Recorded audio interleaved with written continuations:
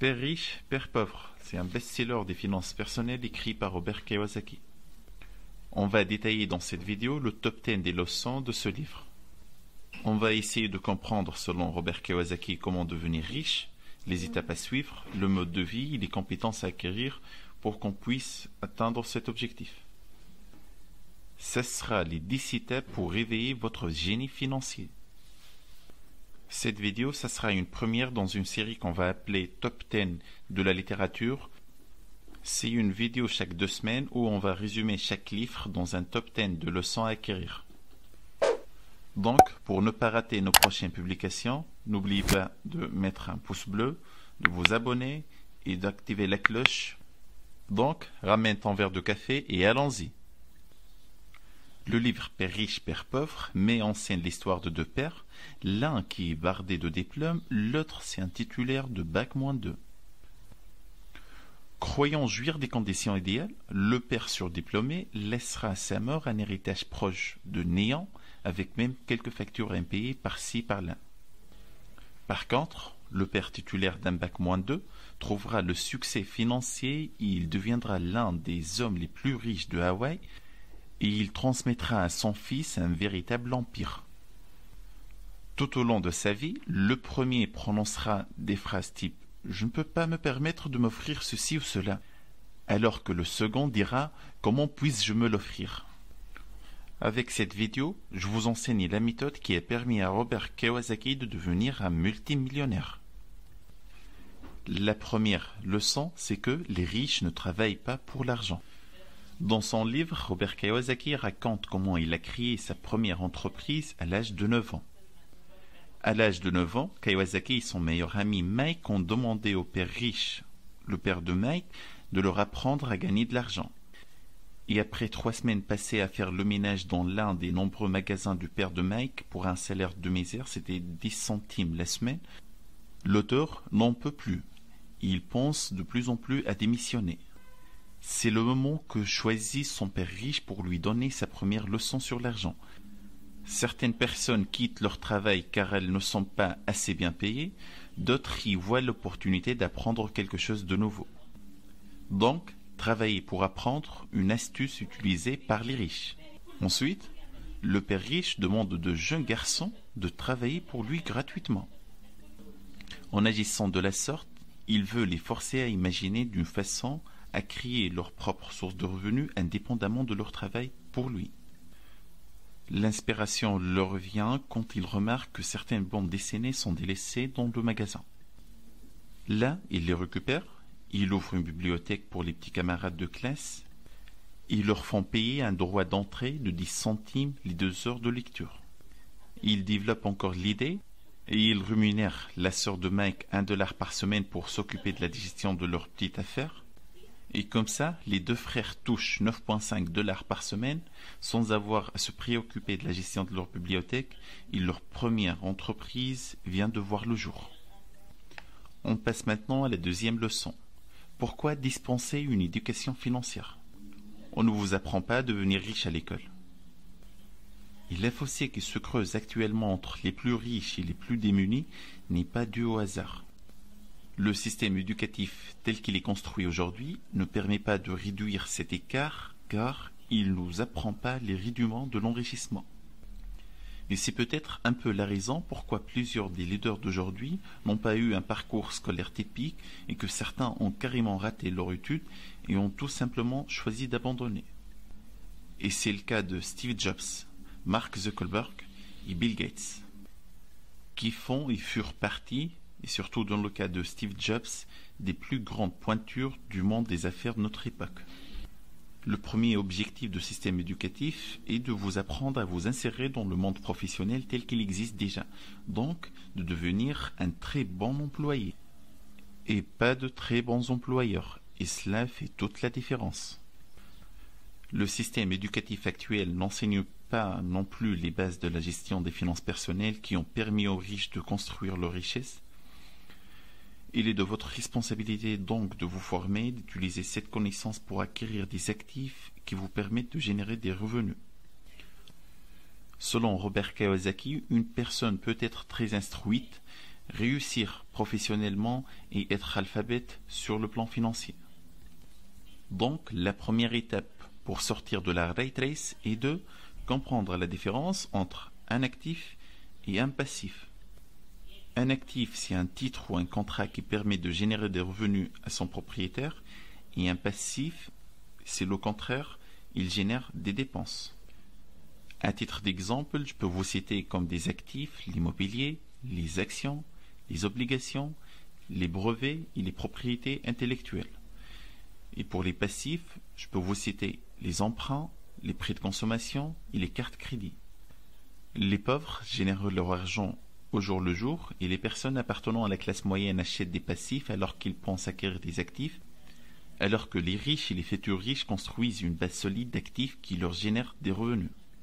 La classe moyenne se retrouve en permanence dans un état constant de lutte financière.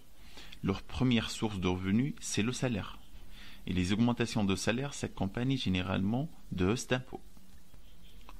Leurs dépenses augmentent en même temps que leur salaire, et d'où l'expression rat race, qui se traduit par une sorte de course infernale et infinie à la consommation et le remboursement des crédits de consommation. Et écoute celle-là, là on va briser un mythe financier largement adapté par la classe moyenne, y compris moi à certains moments. Votre résidence principale n'est pas un actif. Et voici pourquoi votre résidence principale n'est pas un actif. 1. Vous travaillerez toute votre vie pour rembourser l'emprunt de votre résidence principale. 2. Vos charges d'entretien représentent des frais importants. 3. Vous devez acquitter de la taxe foncière. 4. Votre résidence principale peut se déprécier si le marché de l'immobilier chute ou si vous achetez en haut de cycle. 5. Plutôt que d'avoir investi dans un actif qui vous rapporte de l'argent régulièrement, vous remboursez des mensualités de crédit à la banque. Autrement dit, c'est la banque qui est le véritable propriétaire de votre bien.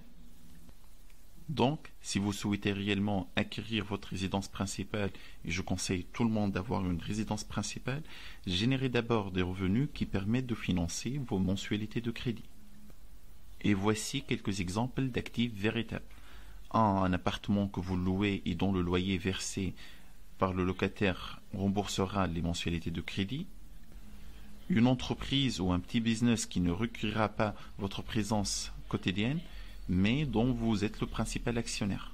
En résumé, les principales étapes pour sortir de la rat race sont comprendre la différence entre un actif et un passif, concentrer ses efforts sur l'achat des actifs qui génèrent des revenus réguliers, maintenir ses dépenses et ses dettes à un niveau minimal et s'occuper de ses propres affaires.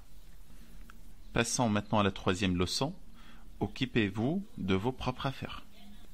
Gardez votre travail actuel, mais commencez à réfléchir à votre propre business. Robert Kiyosaki, il a commencé sa carrière professionnelle en vendant des photocopieurs chez Xerox, et grâce à ses revenus, il a investi dans l'immobilier. En l'espace de 3 ans seulement, les revenus générés par les investissements dans l'immobilier ont excédé son salaire. Et là ensuite, il a décidé de quitter l'entreprise pour s'occuper à plein temps de son propre business. Et il savait que c'était la seule solution pour sortir de la rat race. Ne dépensez pas tous vos revenus. Construisez-vous un portefeuille diversifié d'actifs et vous dépenserez plus tard quand ces actifs vous rapportent suffisamment. Et à titre de plaisanterie, n'oubliez pas de soutenir notre chaîne Terrasse de Sciences quand le fric arrive. Passons maintenant à la 4e leçon, l'histoire des taxes et le pouvoir des entreprises. Les impôts sur le revenu a vu le jour en Angleterre en 1874. Il a été introduit aux États-Unis en 1913. Ce qui était au départ un plan pour faire participer les riches à la croissance et au développement de la nation a ensuite été étendu à la classe moyenne et aux pauvres. Pire que ça, que les riches possèdent une arme secrète pour se protéger des taxes particulièrement lourdes. Il s'agit tout simplement de leur entreprise. Le mécanisme par lequel les riches minimisent leur impôt est le suivant. Si vous êtes riche et vous avez une entreprise, vous gagnez de l'argent, vous dépensez cet argent, et après, s'il y a des restes, on paye les impôts.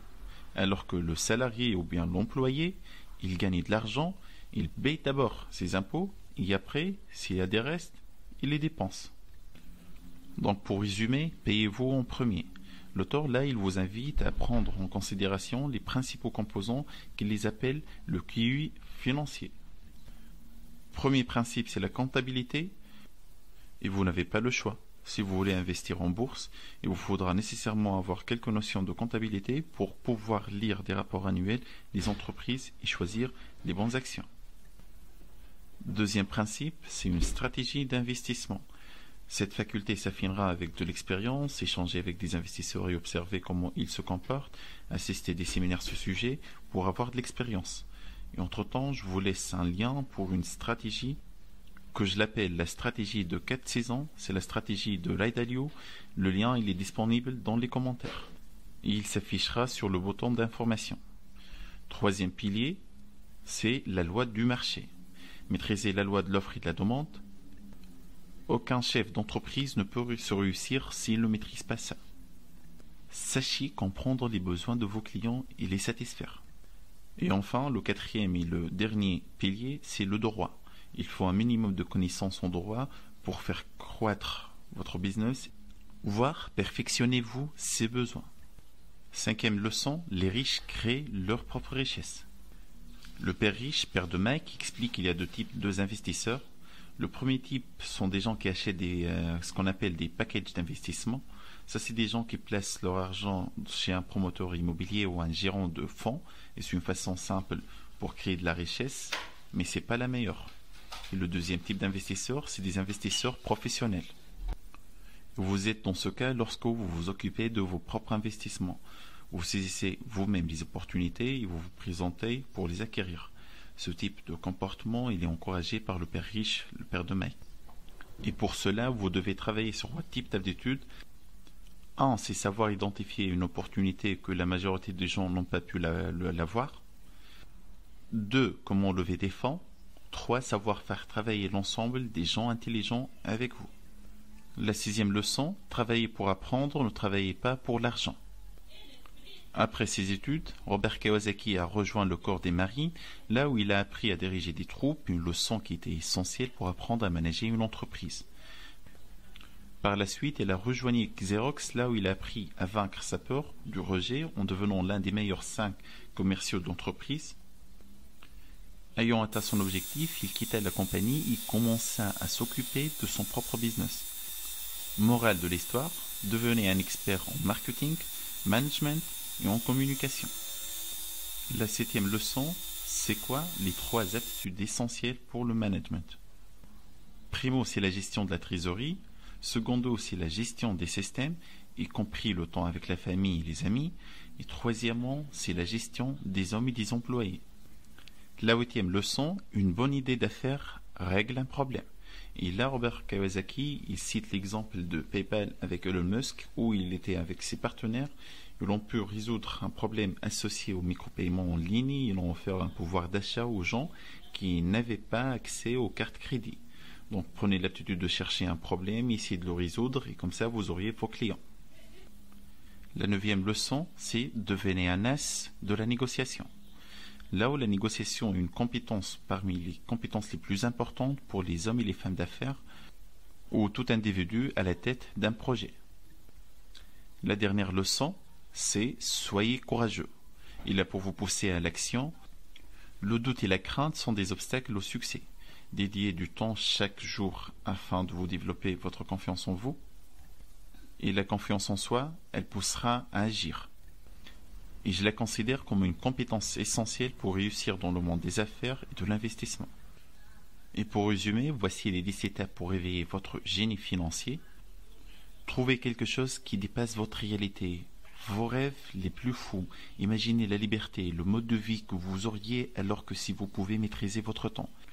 Pensez à ce que vous ne voulez pas être et barrez ça avec un trait. Deuxième étape, mettez à l'épreuve votre libre arbitre. Tous les jours, vous pouvez choisir entre regarder des séries de Netflix ou bien suivre des formations sur l'investissement. Et je ne suis pas là pour vendre des formations. Je vous conseille juste de suivre des formations gratuites au début. Tout dépend de la façon dont vous souhaitez occuper votre temps et votre énergie. Tout dépend de vous. Troisième étape, choisissez avec précaution vos amis. Ne soyez pas polluez avec des avis qui tranchent et qui vous démotivent, essayez d'être entouré avec des gens qui vous poussent vers l'avant. Quatrième étape, apprenez une leçon sur vos finances et apprenez vite. La cinquième étape, ça sera payez-vous en premier. Autodisciplinez-vous en mettant au plus bas le niveau de vos dépenses. Vos locataires doivent financer vos dépenses et vos économies, vous devez les investir et non pas régler vos factures. Sixième étape, soyez généreux avec les gens qui travaillent efficacement votre argent. Cela ne peut que les motiver. Septième étape, investissez et reprenez rapidement votre argent une fois que l'investissement commence à rapporter. Bien sûr, sans risquer votre apport initial. Et huitièmement, puisqu'on vit une seule fois, faites-vous plaisir. Une fois que vous générez des revenus suffisamment via vos investissements, n'hésitez plus à vous offrir la nouvelle Audi. Neuvième étape, trouvez un idole, agissez comme lui quotidiennement. Plus vous avez l'impression d'agir de manière extraordinaire, plus vous le devinez. C'est aussi simple que cela. Dixième et dernière étape, donnez et vous recevez en retour. Si vous donnez avec un bon cœur sans attendre un retour, vous recevez l'équivalent en stampule. C'est la loi de l'attraction en action. Et maintenant, je vous donne mon avis sincère sur ce livre.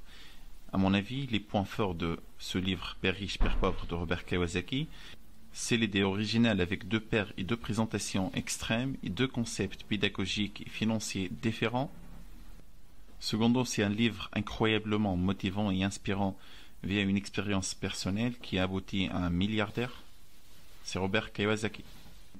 Je considère ce livre comme un guide pour un débutant dans les investissements. C'est pas le livre le plus complet, mais il permet de s'initier dans le monde d'investissement. Et le seul point négatif que je le reproche à ce livre, c'est que parfois il détaille pas bien des connaissances financières et il parle dans des choses vagues. Et si la vidéo vous plaît, n'oubliez pas un pouce bleu, de vous abonner et d'activer la cloche pour suivre nos prochaines publications. Et à bientôt!